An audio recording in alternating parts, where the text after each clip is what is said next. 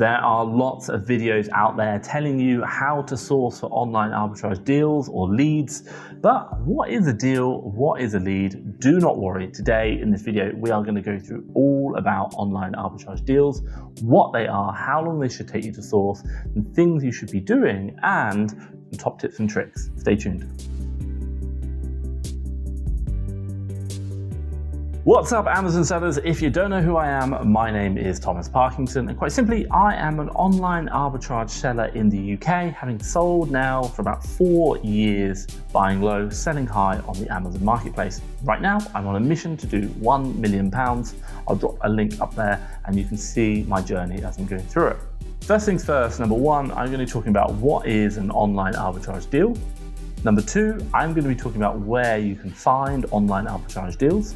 Number three, I'm going to talk about what you should be looking for when sourcing online arbitrage deals. Number four, I'm going to talk to you about how long it should take you to find an online arbitrage deal, and we'll talk to you about experience and how many you should get per day. Number five, I'm going to share with you what you should know before sourcing an online arbitrage deal. So let's get started now. Look at that, the sun is just coming up. It's just beautiful. Riviera, 7 in the morning. Oh, lovely. Just need a lot of coffee to keep you going.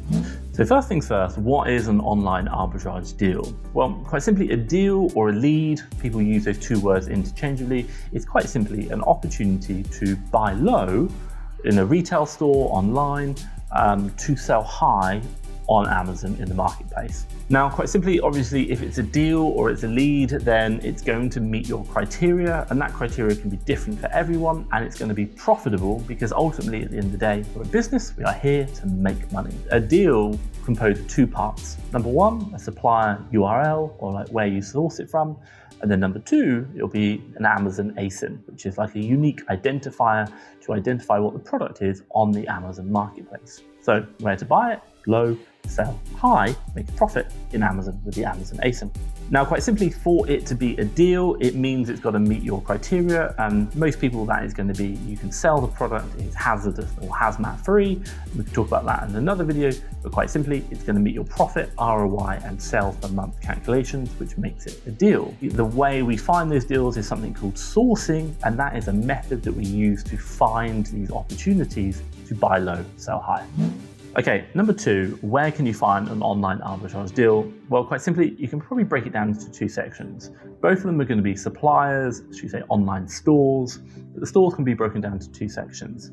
You've got your general retail stores, and the example might be like Walmart in the US, they sell a range of different products, a range of different brands, and like in the UK, it might be something like Asda or Tesco, another grocery store selling a range of products. Now, you can get a range of products in there, and you can use these suppliers to find deals, opportunities to buy low and sell high. Now, the other option is to look at branded websites. Example might be Thornton's, should we say, buying chocolates, or even like the Disney website that's going to sell Disney products. So you've got general retailers which sell a range of products, or branded websites which sell a certain brand. And you're going to use those suppliers to find opportunities to buy low and sell high on the Amazon marketplace. Now, I talked about retail stores, I talked about branded stores, and that leads me quite nicely onto about a list of suppliers. Now, quite simply, within FastTrackFBA, we are always looking for new suppliers, and we categorize them, i.e. which ones make us the most deals. Now, what I've done is I've created some videos, and I'll drop a UK video up here for our top 100 suppliers that we have, where you can see all the suppliers we have in the UK. That's going to help you out if you are looking to source in the UK. But also as well, I will drop another video link up here, which is for the US suppliers. So if you're in the US, we also as well look at what all the top suppliers are, top 100 suppliers that we're finding deals from in the US. You can download those for free, and that's going to quite simply just help you out getting to deals quicker, faster, and it's going to make your life so much easier. So have a look at those two videos. It's going to really help you out getting started sourcing from suppliers where you statistically find more deals than on average. Number three, what should we be looking for when sourcing a deal? Well, quite simply, we'll break it down and just make it easy for you for steps. So whenever I'm looking for a deal, an online arbitrage deal or a lead, what am I looking at? Well, quite simply, first things first, I'm going to make sure, number one, that I'm eligible to sell it, and then number two is not hazardous. that means I can get it shipped through the Amazon FBA program. So really, really simple there. Now, the second thing I'll probably look at is to make sure it meets my profit and ROI criteria. So I want to make sure that I'm actually making money. And generally speaking, most people will work on something called £3 or maybe like $4 profit as a minimum at about a 30% ROI. In the US, it's probably about 40%, maybe up to 50% they're aiming for. If you can achieve that, then that's going to also make sure that you've got enough profit in the product to make it worthwhile. Now, the next two things I'm probably going to look at are the competition. So quite simply, I'm going to have a look at the other sellers on the listing, and I'm going to see, do I have a lot of competition within that listing? Once I've understood what the competition is, I'm then going to have a look at, am I happy to sell it? Now, the final thing I will look at on top of that is probably the sales history. And this is about learning about Keeper, really understanding how to look at the history of the product and what am I trying to do. I can understand the history of the product over time, see what's happened, then I've got a much better idea of forecasting, predicting what's going to happen in the future, and obviously at what price I'm going to sell at. So looking at the history of the product is a bit more advanced, and that gives you a good idea of what's happening in the future. Now, what I'll do is I'll drop a link up there to a series of videos I created about Keeper, and if you're interested in learning about that, that's a free guide that I created up there. Okay, so I've just talked about what I pretty much look for. Is there anything else that you're looking for when you're sourcing deals? Drop it in the comments down below. I'm interested to see what criteria you look at, even your deal sourcing criteria when you're sourcing for deals. Drop it in the comments down below. Okay, so that leads me nicely on to number 4. How long should it take you to find a deal? Well, quite simply, in FastTrackFBA, we run something called the VA Academy, whereby we hire and train VAs. Now, what we look at in those is where they need to be, the target, the goal, where they should be. And quite simply, we are measuring the number of deals that they find in a typical 8-hour day. And the target we generally talk about is between about 8 to 12 deals per day. Let's call it 10. 10 deals is that on average where we want.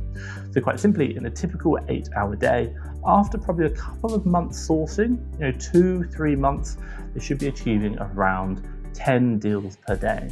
Now, quite simply, if you are achieving that or going above it, fantastic. But if you're not, then obviously it might be that there could be some problems, or it could be an area that you could look at, i.e. your sourcing methodology, or even your deal criteria might be a little bit too strict. But 10 per day is the target that we're generally looking at, and that's what most people aim for. Okay, so comment for you guys. Now, I know some people are actually really, really good at sourcing for deals, and they could probably find 10 in an hour, even 2 hours. How long would it take you to find, let's say, a deal? How many deals do you find a day? Drop it in the comments down below. I'm interested to see, maybe you can share what you're doing and other people can get a guide from that and see how they are benchmarking against your figures. Okay, so number 5, what should you do before sourcing to find the deals that are going to help you buy low and sell high? Well, quite simply, first things first, make sure you've got the tools. Now, quite simply, in our business, we use 3 tools. You don't need to, you can use one of them, like a profit calculator. We use FBA Multi-Tool, BuyBook Pro, and SAS, and you do not need all 3. Please don't take that. It's just the fact that we have all 3 available. But they're all really good products. I'll drop a link down below and you can have a look at them. Now, that profit calculator is just going to speed you up and make your process so much faster. Number 2, I really recommend defining what your deal criteria is, profit and ROI that you're looking at. Most people generally work off something like £3 profit per product, 30% ROI, and about 5 sales per month. There are many people who are doing outside of that, and you can make a lot of money doing outside of that requirement, but generally that's what a lot of people start with. And then finally, what I'd really recommend is understanding what brands that you can sell, what categories you can sell in, because that is going to make it a lot faster to find the deals that you want to buy and obviously resell. Quite simply, if I put it this way, if you are just starting out, things like selling in toys and games, they're going to be what's in the gated category, so it means you won't be able to sell those products. But if you can find one product that you can sell, then you know that brand, that category I can sell in, I'll go and try and find more of those products. They're really, really important there.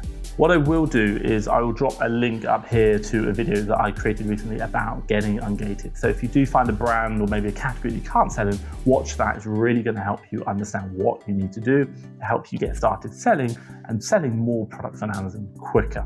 Okay, so that is pretty much it from me today. What I will say is give me a big thumbs up if you've liked this video. We talked about what a deal is, and I think it's a fundamental part of just understanding getting started on Amazon and learning about the terminology.